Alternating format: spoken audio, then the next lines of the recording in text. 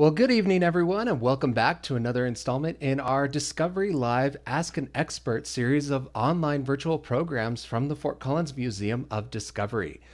My name is Ben Gondres, and I'm the Dome Theater Manager at the museum. And it's my pleasure to get to host these programs and have some really cool conversations with experts in all kinds of different topics right here in our very own community. Now, tonight we have a special edition of our Discovery Live that is in conjunction with our Mental Health Mind Matters temporary exhibit that we are currently hosting at the museum, which of course deals with the issue of mental health and destigmatizing the conversation around mental health.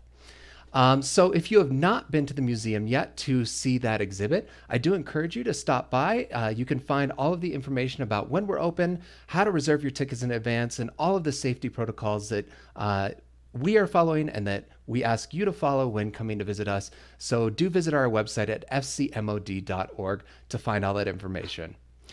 I also wanted to mention that if you do enjoy tonight's program, we do encourage you to support the museum. We are doing these programs free and broadcasting them out to the world, but we can't do that without your support. So if you do enjoy the program tonight, we do ask that if you could just make a small donation. You could, if you're watching on Facebook Live, you can just click the little donate button, which should be right below the video there, or you can head over to our website at fcmod.org/donate to do that.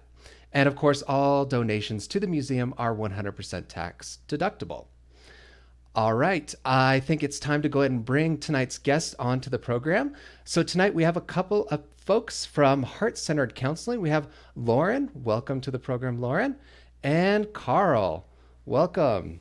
Thank you guys both so much for being here. Thank you. Yeah, awesome. So yeah, like I said, I understand that you guys are both from Heart-Centered Counseling, which is amazing. So thank you so much for taking the time to be on the program tonight. And I thought we'd just start out with some brief introductions. So if you want to just tell us a little bit about yourself personally, professionally, who you are, what you do, and kind of how you got here. So Lauren, why don't we kick it off with you, if you don't mind? Sure. My All name right. is Lauren Stanley. I'm a licensed clinical social worker. I've been in Colorado here for, I guess, about 6 years. I've got two fantastic kiddos, Greer and Summer. And professionally, I've been with Heart-Centered Counseling for almost 5 years. In addition to being a psychotherapist with Heart-Centered, I'm also the clinical director of the group. Hmm, very cool. Excellent. Thank you so much. And Carl, tell us a little bit about yourself. Oop, Well, Ben, you sorry. yeah, no problem. Uh, Ben, at some point you have to introduce us to that wonderful co-host behind you. There's this very sweet-looking cat Little walking cat. behind you during your talk, Yes. and I have to meet him Yeah. at some point soon. He's very special. Good. Well, my name's Carl, Dr. Carl Nassar. Um, I tell people I got to counseling the very, very long way. I got a bachelor's, master's, doctorate in electrical and computer engineering. I Hmm. ended up in Colorado because Colorado State University offered me a tenure track position teaching in their engineering faculty, where I stayed for 7 years, got tenured, and then decided I was either going to stay on forever or make a shift and to take on a whole new challenge in life. I pivoted, got new degrees in counseling psychology, ran a private practice for about 13 years, and then about 7+ years ago, I founded Heart-Centered Counseling as a group practice with the idea of trying to increase access to behavioral health care across the state of Colorado. Since we've started 7 years ago, we've grown to having about 250 providers on our staff, with many of them here in the north in Fort Collins, Loveland, Greeley, but also offices in Denver and as far south as Colorado Springs. Wanting to make sure that all the barriers to getting access to care to behavioral health are out of the way, that we take all insurances, we help with all issues, we get people in quickly, so that we can really get people the clinical counseling support that they need. Since that time, I've also taken on a few other ventures. I now have a new YouTube series called "What If a Therapist Oh, cool. Reported the News," Hmm. and Lauren and I do a podcast together called "What Your Therapist Most Wants You to Know But Never Told You." Oh, So that sounds try, great. Great trying to have fun. some fun in this process. Yeah. Excellent, excellent. Well, again, it's a pleasure to have you both on the program. And yes, that is, I think, oh, he just jumped down. That is my cat. His name is James Bond. And yeah, so he's pretty special. He's locked in the room with me right now, and I don't know if he'll stay like that. But anyhow, so I also wanted to mention that for everyone watching out there, if you do have questions for our experts this evening about therapy and all things therapy, please do leave them in the comments, and I will relay those to our guests here. But we kind of titled this program "Everything You Ever Wanted to Know About Therapy, but Were Too Afraid to Ask." So why don't we start just at a really basic level? What is therapy, and what types of folks are should be seeking out therapy as a treatment? It's Sure. really broad, but you can take Yeah. that any direction you want. I'm laughing because there's this funny story. When I very first met my wife, well, she wasn't, of course, my wife when I first met her, but when I first met her,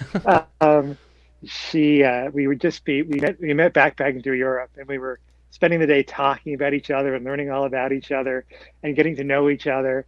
And, I had no therapy at the time. It was 1992, and therapy was still not in the mainstream the way it is today. And we were talking, and she says, "Oh yeah, I go see my therapist every week."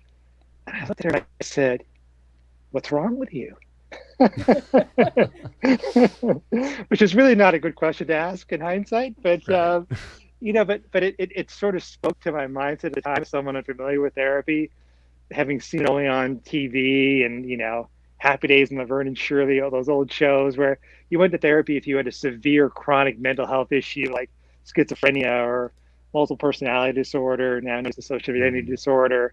But it wasn't. But more and more therapy has become something that people are understanding is for everybody. It's a little bit like who should go to the doctor, right? hmm, Well, if you broke your leg, it'd be a good idea to go to the doctor and not walk around with a broken leg all the time. Similar with hmm, therapy, right? If your heart breaks, if something happens that's a trauma in life, or something really tears you down or breaks you down, or there's a divorce or whatever it might be, therapy is a place where we heal broken hearts, the way doctors are a place where we heal broken legs. And so I think everybody can benefit from therapy, that we don't have to walk around with all the emotional pain we so often carry, because hmm, there's a place to go where real healing is possible and where we know it works. hmm. Lauren, what do That's you great. think? Yeah. Oh, and I think that sometimes there's a preconception, just like you said, Carl, that you have to have what I kind of grew up in the industry as calling big T trauma. Then, Hmm, in big T trauma is something that is appropriate for having a therapist. Something like you've suffered something very severe that's very profoundly impacted your psyche or your development or your well-being in some way. But actually, therapy can be helpful in many ways for processing everyday struggles, hmm, and processing in such a way that leads to healing. And ultimately, we all struggle. We all struggle on a day to day basis. Some of us have struggles that others might consider to be more significant. But ultimately, there's not a lot of benefit in that sort of comparison, and we could all use somebody to walk with us on a hmm, journey that would lead to a better quality of life. hmm. Yeah. Yeah. Yeah, I think that comparison between physical medicine and therapy is really important. And we wouldn't neglect, like you were saying, Carl, we wouldn't neglect a broken leg, but yet we so often go with these things that have happened to us, and without really dealing with them. Yeah. Um, so what kinds of people, and I kind of asked this earlier, what kinds of I'm trying to formulate this question. What kinds Sure. of things do people usually go to a therapist to address? Yeah. Yeah. Everything. Everything. Everything. Yeah. I would Right. I would say the most common thing that pushes somebody into therapy, and I turn the lights down because I either have the light blaring off my bald head, or I look a little bit like I'm the Dark Knight in a darker room, but I've gone with the second choice, hoping that's okay. That's Um, fine. but I think there's a term we sometimes use called the walking wounded, Mm, meaning that we're often working with people who are going through their everyday life and they're functioning in their lives, but there's a depression there, a heaviness there, a sadness there that's weighing them down, or an anxiety or a stress that's revving them up, mhm, and they feel it. They know at some level things aren't feeling quite right. And usually, what happens that gets people to come to therapy is there's a bit of a tipping point. They have an argument with their spouse that's bigger than the one before, and their spouse mm, says, "You either have to stop or I'm leaving." Or they have an argument with their kid where they yell so loud, they yell so loud they scare themselves. They say, I don't want to do that again." There's something usually that just tips them enough over the edge, and they say, "You know what? I'm committed to doing this better." And then mhm, they usually pick up the phone and call, and we can help. That's the majority of the people that I'd say come in the door. mm, I myself have a background in treating substance use disorders, and I think that a lot of the folks who end up seeking help who are in that position, for them, for a time, using a coping mechanism such as substances, but certainly there are many other behaviors we can use as coping mechanisms, it works really well for a time. And mhm, then it gets to a point where it's not working so well and it's really starting to interfere with life and some important goals or Mm-hmm. relationships. And there's a moment that many people who struggle with substance abuse encounter where the feeling is, I can't live with this and I also can't live without it. So mm, what do I do and where do I go from here?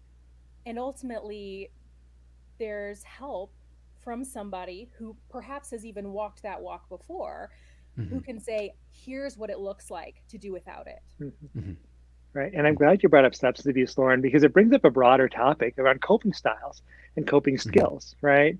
That we all have these different ways in which we cope, which we adapt.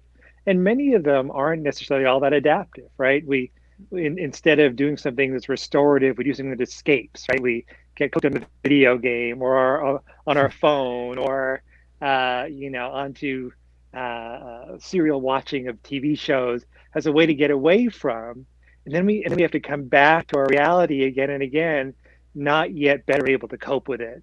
And then, at a certain point in time, that tips people over an edge. And they say, "I don't want to keep escaping my life.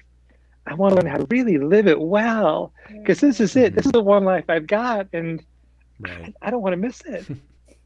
I've heard that from clients where there's this feeling where all of a sudden the lights come on and the sun is out, and the thought is, I feel like I'm a participant in my own life now and not a Mm, passive observer, or that life is happening to me. Right. mm. That's great. Yeah. Yeah. So you kind of described some of the situations that trigger people to realize that maybe they need some sort of therapy. Um, but yeah, it's a heavy topic. But what else? Well, I'm going to shift Ben, gears you actually. saying Yeah, that go it's ahead. a heavy topic leads Yeah, me to a thought, which that's is great. part Yeah. of the catalyst for us having this podcast. And the podcast Right. is all about sharing with people what therapy could be like, what therapists can be like, and in Hmm. my mind, really showing the human behind the Hmm. clinician so that it doesn't feel so heavy, so that it Hmm. doesn't Hmm. feel like such an intense process. Certainly, there is an intensity to Hmm. therapy, right? Hmm. Absolutely. I won't argue with that.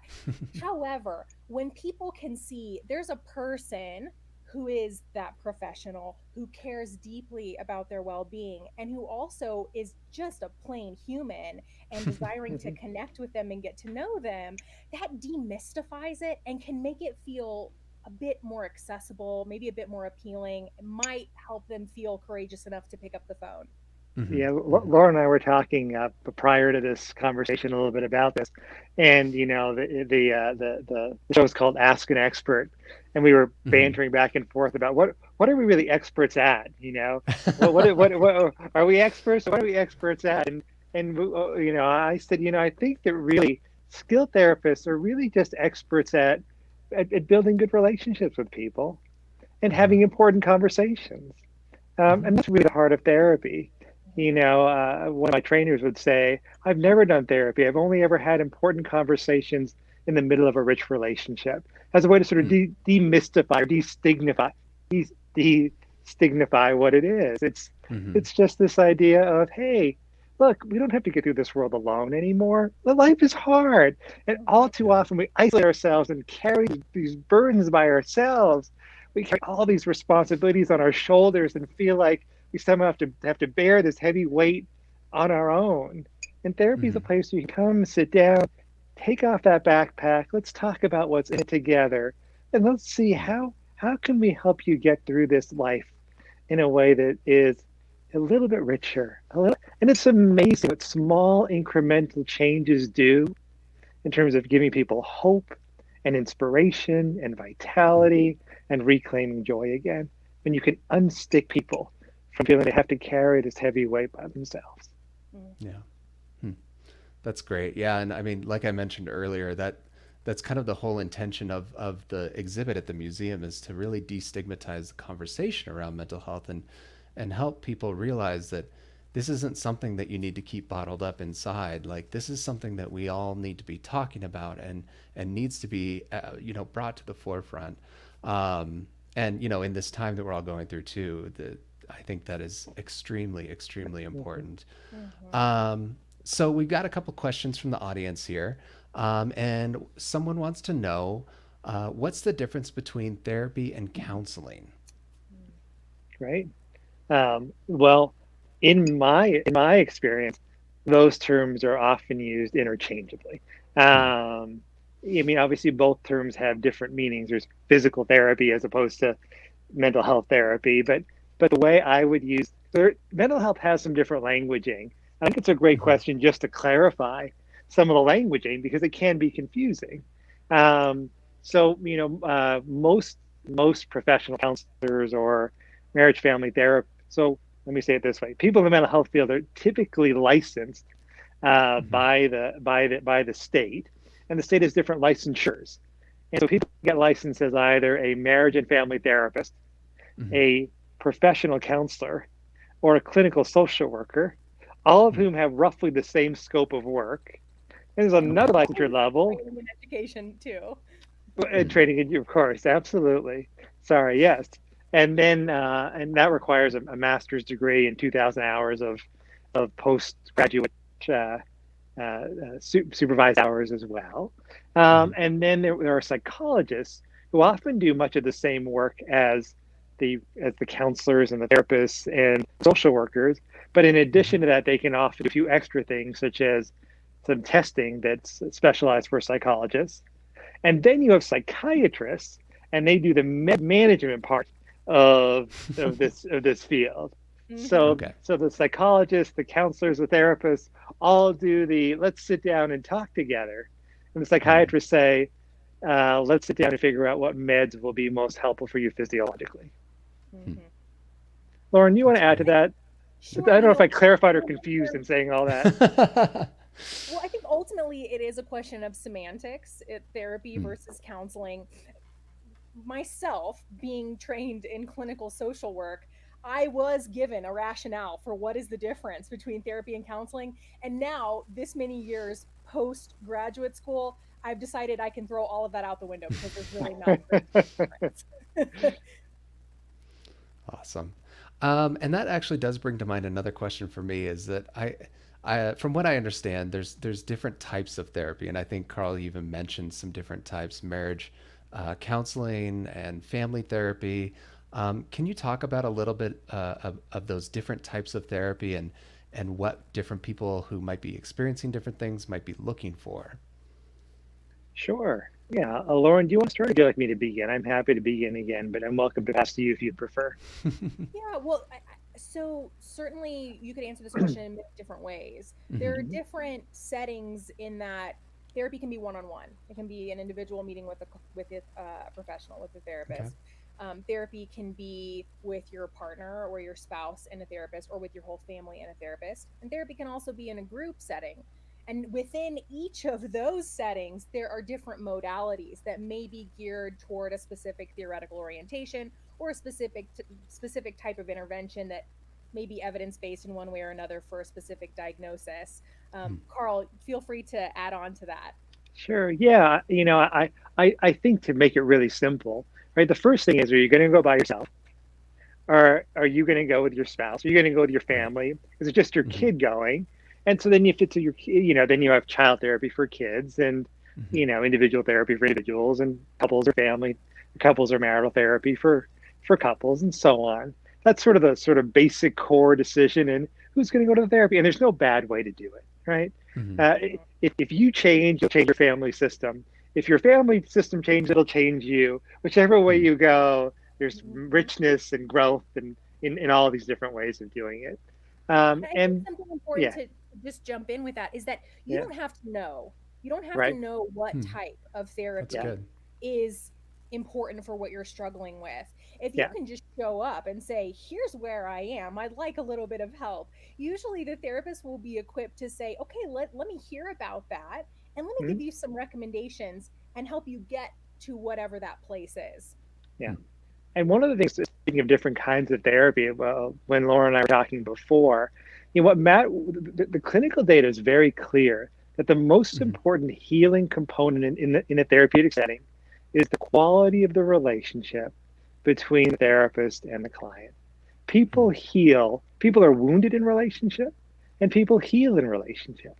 And so if you can find a place where you feel safe, you feel welcome, you feel you can be vulnerable, you feel heard, you feel understood, and you're responded to in a way that's really respectful and valuing of you, then the modality becomes far less important than the quality Hmm. of relationship. Because what we find is all modalities work, all research modalities work comparably well. It's really the Hmm. quality of the connection that is the Hmm. heart of healing. Mhm. Hmm. I've had people reach out to me from time to time and say, in my personal life and say, I've started seeing a therapist and I don't quite feel like it's the right fit. I don't really know what to do." Hmm. And my first go to for them is to say, "Have you told your therapist that you don't quite feel that it's a good fit?" Because sometimes just bringing up that conversation will be enough to bridge the gap. And then, furthermore, even if it's not, goodness, seek someone else. Hmm. Find that person that you do feel a connection with. Yeah. Yeah. Laura and I were just talking with another therapist for our podcast just the other Hmm. day. And we were talking about how, look, if it doesn't work with one therapist, don't give up on therapy, right? Hmm. like if your car breaks down, don't give up on driving a car, right? Mhm. Go, yeah, that wasn't a very good car. Maybe I should Yeah. go get a different, maybe I should try a different model, right? Yeah. I'm sure, Lauren, you've had it as well. The clients that come in and say, well, it's been 20 years. I don't think therapy really works because the one time I went, that therapist was awful. Mhm. If it doesn't work, hey, go, find And somebody we who are all does. Yeah. Yeah. And that actually leads really nicely into our next audience question that I'm guessing. Uh, what, you go to see a therapist, what can you kind of expect from that first conversation with your therapist? And I'm guessing a lot of it does have to do with establishing that relationship and just getting to know Yeah, uh, each other. Is that correct? yeah, absolutely. yeah. Do you want to start, Lauren, or do you want me to? I'm happy. I didn't know You if can there's. get Carl. I'll add on to Okay, whatever you share. okay, sure. What's really important for me when somebody comes in the office, Mm-hmm. most of all, is that they feel welcome, Hmm. that they feel that I'm here, I'm present, I'm engaged, and I care. People Mm-hmm. can tell when somebody's really engaged and really cares and when they don't. And it's really important to me that people feel that they've got my full attention. I'm right here with them. And most of all, in that first session, I really want to understand you. And I really want you to feel understood by me. And from that place of understanding, I want to share with you how I think I can be helpful so that you walk out of my office inspired with a sense of hope about Mm-hmm. what we can do together so that you leave that first session feeling seen, feeling understood, and feeling hopeful about what we can do together. That's what I hope to do every time I meet somebody for that very first time. What about you, Lauren? I think you said that beautifully, Carl. I think that ultimately, for me, the first time I meet with somebody is solely about building connections. Certainly, there's information to gather, so you can expect that there will Right. be questions.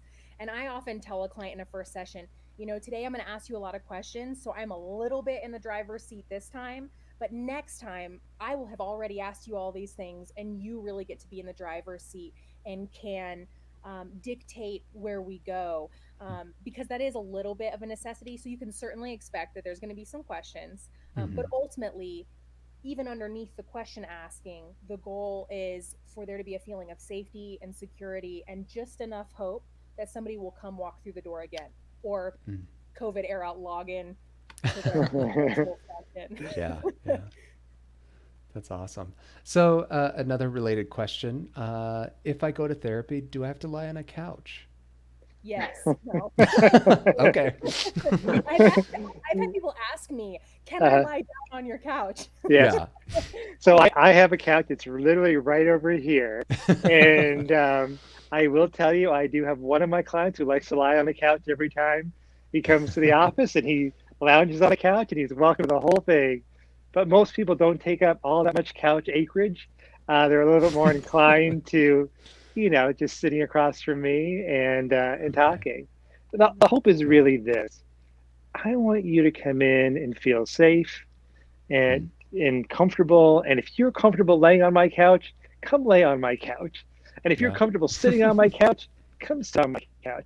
I've had clients that have come in and who have had severe trauma histories, and they've asked, one of my clients has asked if they can actually sit in the corner of the room because that's how they feel safe.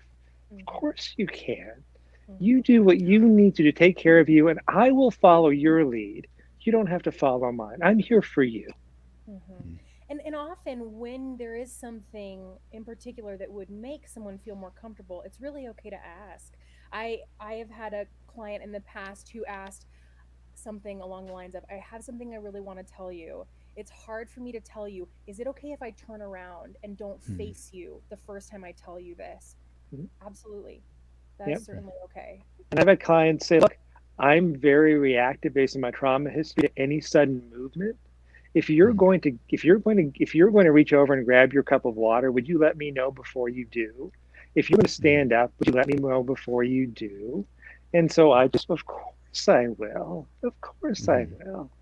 Because then she could relax and feel safe and really be there. Yeah. So we've got another viewer question.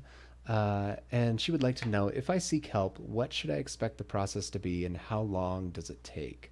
Good question. Yeah. I always tell people that the length of therapy sort of depends on what you want to get from it. And the different people want different things from therapy. Some people, so I in my own mind, I sort of break down therapy into two core parts. And it's sort of artificial. I don't know many people do that. But part one of therapy is helping people regulate. In other words, I want you to be able to feel that whatever life throws at you, you can ground yourself, center yourself, take a deep breath, and respond from a place that's true to who you really are, not have to react to life all the time. Because all too often people end up triggered in their anxiety or their depression or their trauma into reacting to life instead of being able to ground and choose a response to what life brings their way. And I think, for some people, they just want to get through the short-term crisis and feel the relief of getting through that crisis and feel they're back up, they're on their feet enough to keep going in their lives, and that's enough for them. And thank you, and that was a great 5 sessions, and they're really grateful for their time, and they'll come back when they'd like to. Thank you very much. And other people say, there's something, now that I've started this, there's something deeper here. I can see now how I relate to people in a way that is different than always coming from the core of who I am. And I'm feeling safe enough to just be as genuine as I'd like to be. And I'd like to do some deeper work and learn why it is that I just can't break free of that anxiety from around people that just lets me be me. I will keep working on that. And then they take more time. So I think it just depends on how deep you'd like the work to go. It can be, I've had clients that come for 2-3 sessions, feel they get what they need. And I've had clients that have had chronic trauma that have come for years. So I really run the gamut on my end. Lauren, what about you? I tend to look at it as long as the client feels like the time is of benefit to them and that they're getting something valuable out of that space, I I'm usually going to say I'm still in it with you. Hmm. I do think that as professionals, one of our duties is to ensure that the time is valuable and that there is benefit being received. And I think that as long as we can feel, yep, there is still work here that we're doing and the process is just evolving and it's becoming something new and different as we go along, I am going to continue to be along for the ride. I think sometimes people come in, I would say very often people come in for a specific reason, like Carl has highlighted, and then maybe they work through that. Perhaps let's hypothetically say somebody has a significant loss, maybe they lose a spouse, so they come to therapy to work through the grief and the adjustment around that massive loss. Hmm. And they do that for a time. And then maybe they realize, gosh, there's a pattern of relationship struggles here. I'm finding myself having difficulty connecting. And actually, I think this might have been with me my whole life. And so the work enters a new phase. And that Hmm. can go on and on and on for a long time. Or Excellent. not, just Or depending on not. what people, obviously depending on what people want to Right. do. Yeah. Yeah. And It's it's very self really, directed. that's it. That's Right. the part I It's want. very, You yeah. never get trapped in therapy. It's Hmm. Hmm. always, it's always, it's always what's best for the client. What do you Hmm. Hmm. want? What do you need? Hmm. And if you want to keep going, we would love to. And if you want to stop, we want to respect that. Hmm. Hmm. Hmm. There's a lot of Excellent. empowerment around making those choices for what your own therapy looks like. And I think sometimes clients can be fearful that they're going to get cut off from therapy. I have had that happen more times than I can count, where it's like, well, I've been seeing you for 2 years now, and I'm really afraid we're going to get to the point where one day I'm going to walk in and you're going to say, we're finished. I don't think you need therapy anymore. And I tell them, I promise you that's not going to happen. I will never abandon the relationship in such a way. The Yeah. most that would happen is a conversation around, how do you think we're doing? What do you think the Hmm. work is that we are really encountering right now, and where are we going? That's great. So earlier you briefly mentioned doing therapy over telepresence. Mhm. And so I wanted to talk. I mean, obviously, we're all living through a very unique situation right now and all kind of experiencing what I've called in the past a shared trauma, with COVID going on and everything. How have you seen your work change through this time? And is has therapy almost become more accessible because of some of these changes? Are you seeing more people, making use of therapy? Mhm. Anything around that? Yeah, absolutely. Yeah. Yeah. So first, I mean, pre-COVID, we were doing teletherapy as part of what we were doing, Okay. but it Great. wasn't, and in large part, we were doing it to try to outreach the rural parts of the state where there was a lack of services. But it wasn't particularly well used. It was probably 5 to 10% of our practice. As I'm sure you know, come about mid-March of this year, that took a sudden turn and it became Yeah. 100% of our practice for a while. And probably now it's probably 90% of the folks we see are probably still being seen via telehealth, just for everyone's health and safety. And about 10% are still coming in person. But there have been a number of studies that have been done nationally, that have said, well, the face of therapy has changed now that we're all acclimated to teletherapy. The genie's out of the bottle, and genies don't tend to go back into bottles very willingly. Well, what's going to happen? What's going to happen now? And most of the studies indicate that they're expecting 50% of all therapy to be teletherapy and 50% to be in person, because some people will want that in-person experience, but other people Right. will want their lunch break to be there when they do therapy without having to drive to the office. It'll be, or they want to do it from their home office, and so they're anticipating that therapy will be a 50-50 mix, in terms of part of it being teletherapy and half of it being in person. Part of what's really the hope around that, I think, for many people is that creates an accessibility to therapy for them, that they no longer have a geographical barrier to getting the support and the care they need, and that it can come to them. And The wonderful thing about teletherapy is it has been shown again and again to have the efficacy of face-to-face therapy. So you don't Oh, that's lose the good. potency in that Mm, process. Mhm.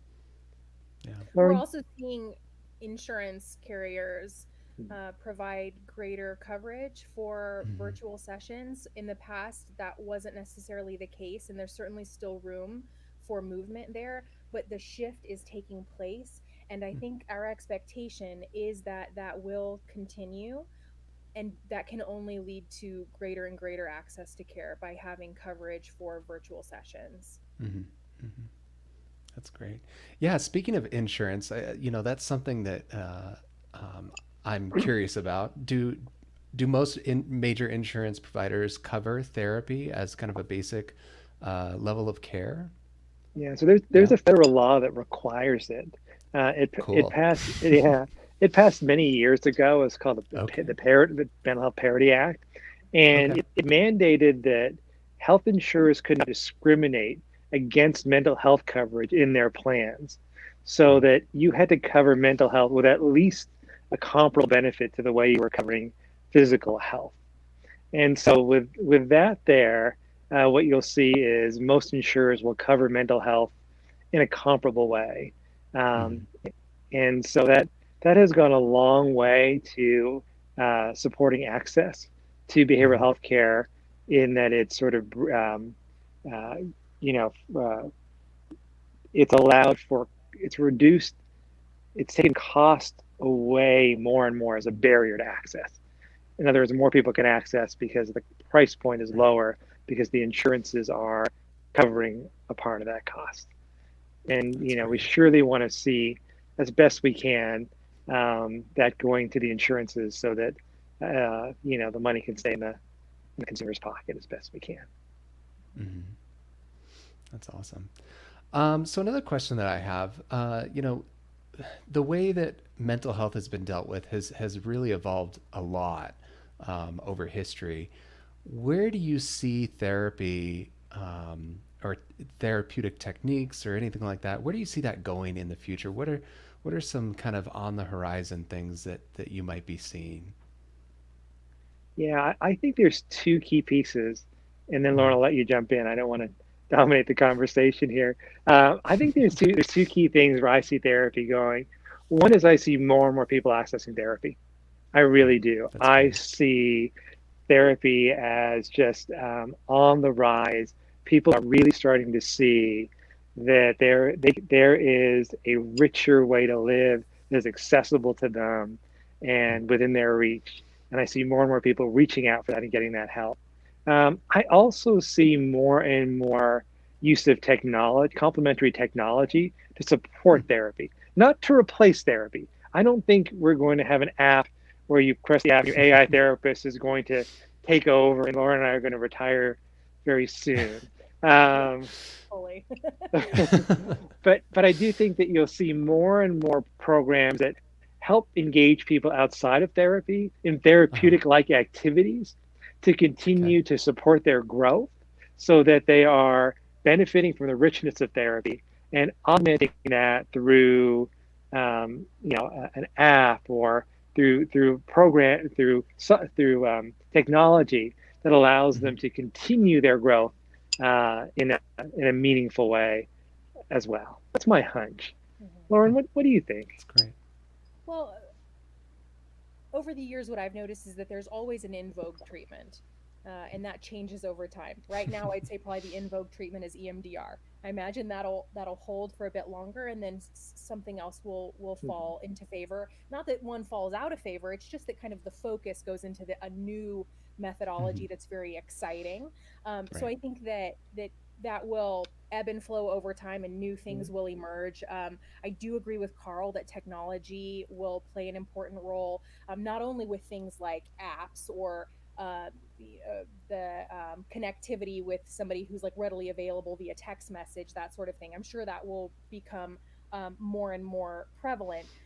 But also something that has been emerging more over the last few years and hopefully will continue is use of virtual reality for treatment, like things treatment for difficulties like PTSD, eating disorders, etc., obsessive compulsive disorder, all of those show a lot of promise for use of virtual reality. So I Mhm. imagine that that will also be on the horizon more and more. And thanks for That's bringing that great. up. Yeah. Yeah. I Yeah, was I just gonna just say thanks for bringing that up. yeah, I just had the other thing I can imagine therapy doing over time is just being more prevalent in other arenas. I don't think Mm. therapy is as prevalent in the entertainment arena, in the news arena. I think that it would be very. I mean, that's why I created the podcast. The YouTube channel. What if a therapist reported the news? To play around with the idea of what if we put therapy in more places. It's seen sort of it's a bit of a narrow lane. What if we broadened where we found that sort of clinical healing and put it into more arenas in public life? And what would that look like if there was more of a therapist perspective on things more often? Because their therapists are rarely called on CNN, unless there's a particular mental health crisis coming up.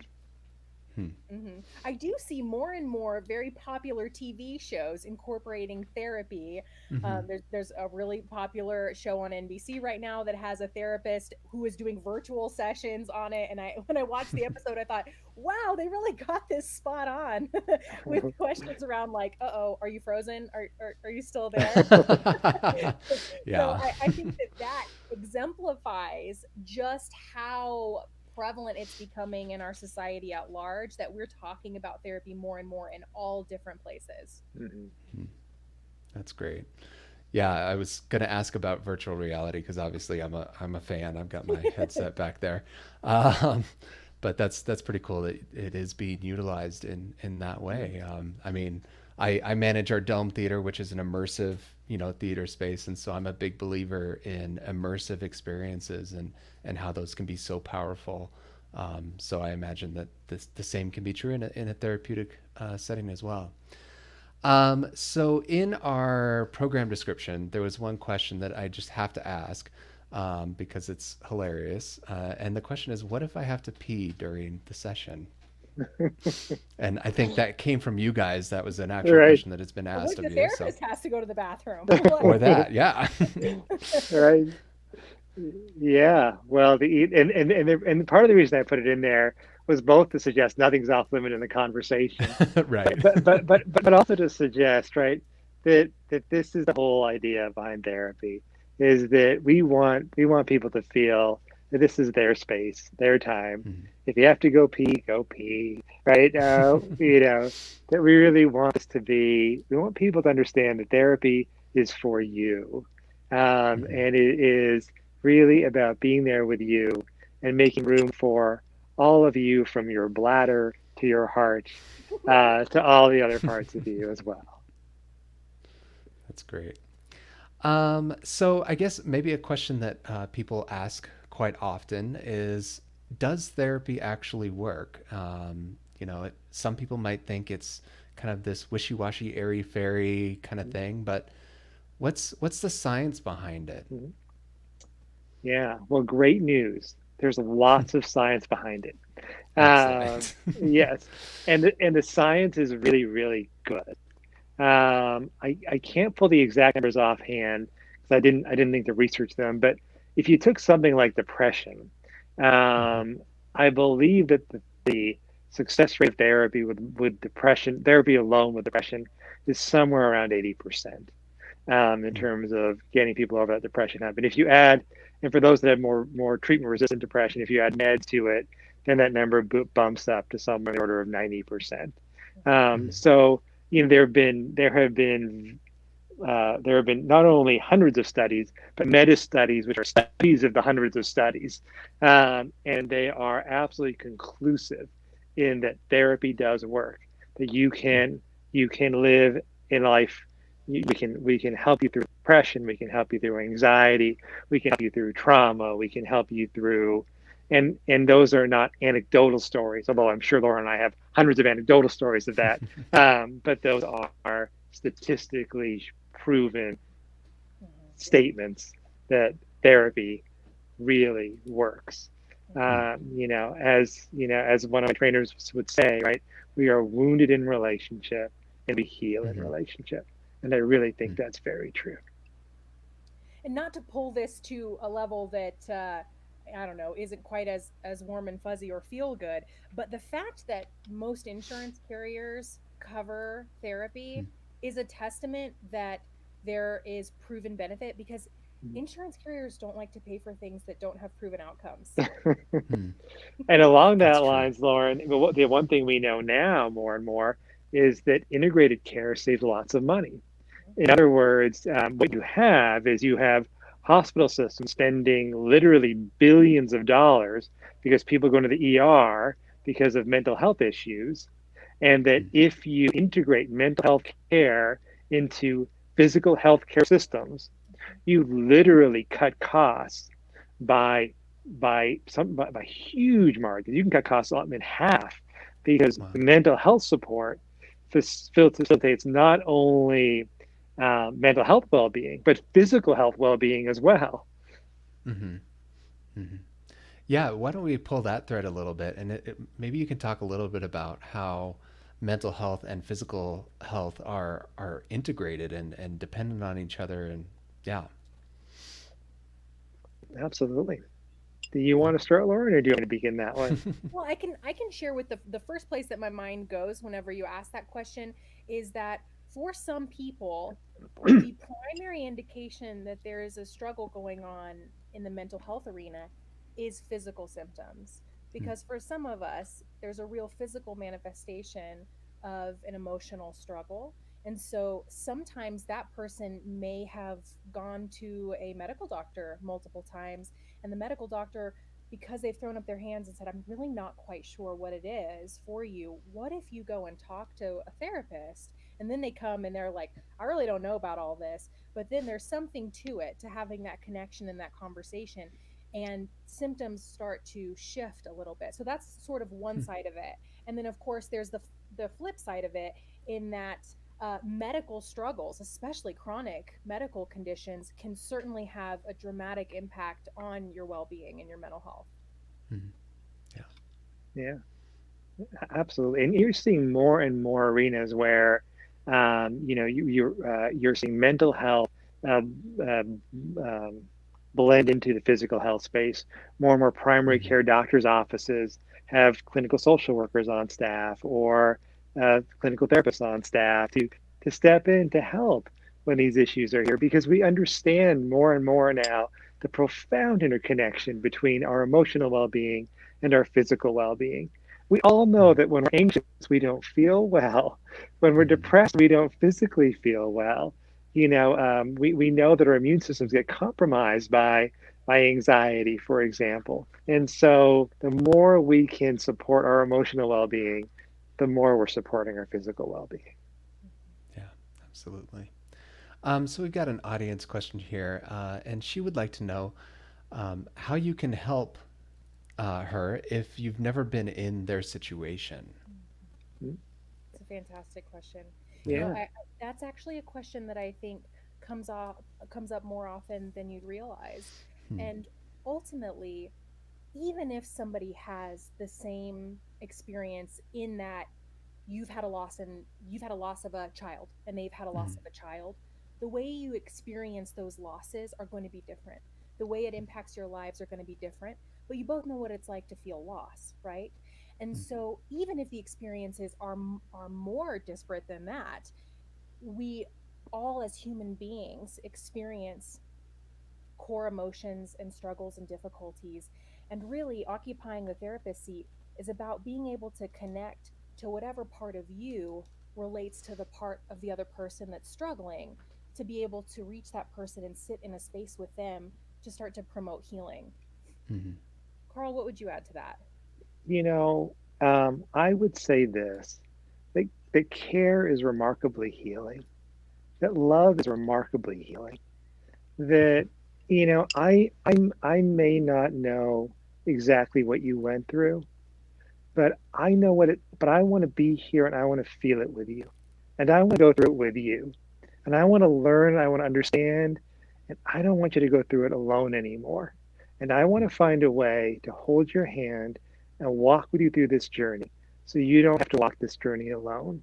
And we'll figure, I don't know all the answers when I start that journey, but I am convinced we'll figure it out together and we'll get there together to a place that's better. Mhm. And I think one of the core responsibilities of being a helping professional is to not make assumptions that you know what the Mm. other's experience is like, and to be really curious. I want to hear from you what the experience has been, so that I can, as best as possible, being an outsider, try to get a feel for what that would be like for you. But I never want to assume that I know what you've been through or I know what the impact has been. And instead, I'm hoping that you'll help me find out what that's looked like for you. Right. I want to join you where you are, Mhm. even if I don't yet know what that means. Mhm. And I'm willing to take that leap to be there with you because I know that if I can get there with you, I can help you heal. Yeah. Awesome. So we've covered some perhaps common misconceptions about therapy, the couch and the not being able to go to the bathroom and whatever. What are you guys seeing as the biggest misconceptions to therapy? Hmm.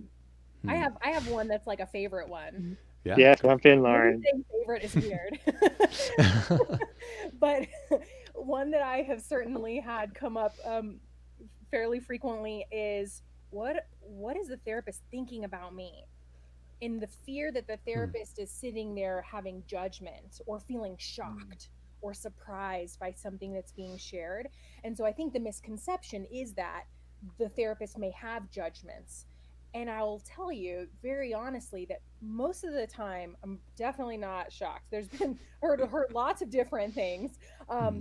and also that my primary thought is usually around what can I do to help. And often there's especially if something that is shared is very sensitive or very vulnerable. um, I'm often really focused on the feeling sense that I have, just kind of imagining what that struggle must be like for somebody who's been carrying that around for so long. It's very far away from any kind of judgmental statement like, wow, I can't believe that happened to you, or I can't believe you did that. That's really quite far away from what's happening in the room or happening in the therapist's mind. Yeah, I would say that the biggest misconception is therapy isn't for me Hmm. because I tend to believe that therapy is for everybody, that we all are going to be at places in our lives where we need help. And we all try so hard to be so strong, and we all try so hard to carry so much. And it's okay to come and get help. It's okay to come and get care. It's okay to come and just be here. I think therapy is for you, whoever you are, whenever you decide the time is right. Yeah. Well, you've convinced me, so I'm gonna have to go find your phone number there. Awesome. Well, we have just a few minutes left in our program, and it's been so amazing to talk with you guys. I can't believe we talked for almost an hour now. It's the time's just flown right by. So, um, are there any last pieces of information or things that you want people to know that we haven't covered yet? Yeah. I would throw out there that if you're curious to see more about what different therapists are like, Hmm. because we're all as unique as our clients are, to check out the podcast. It's all about kind of seeing the people behind the clinician, and it's quite an exciting and enlightening process to get to know the people that show up in the therapist chair. And Yeah. what's the podcast called again? What your What you're, therapist most wants you to know but never told you. Okay, great. it's not out yet. So if you look for it now, Oh, you won't okay. quite find it. Oh, that's Okay. right. We should share that. Cool. Yeah, they're coming out in a month. Yeah, they'll start Yeah. launching it. Yeah, Great. yeah. But I just want to say, Ben, thank you. Hmm. I'm really grateful for the time and the space to talk about this.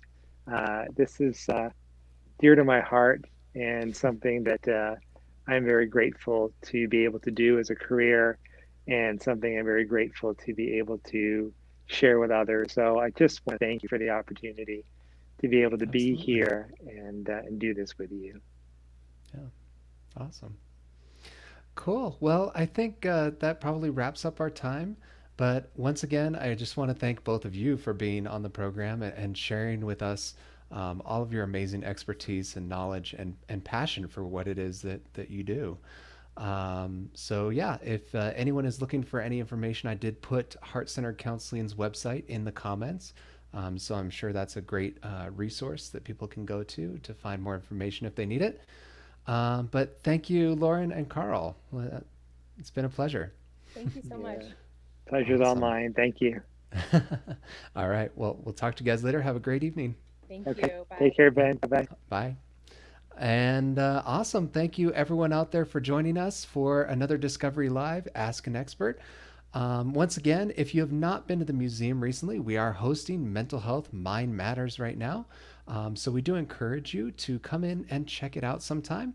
Also, again, if you enjoyed tonight's program, we do rely on support from all of you to keep these types of programs coming to you live in your home. So if you did enjoy tonight's program, please do consider making a donation to the museum. You can use the donate button down below or head on up to our website at fcmod.org/donate. And with that being said, please join us again here on Facebook or YouTube for our future live streaming programs. I think next week I'm going to be bringing the night sky to you, and then we'll have some more mental health experts on in the following weeks.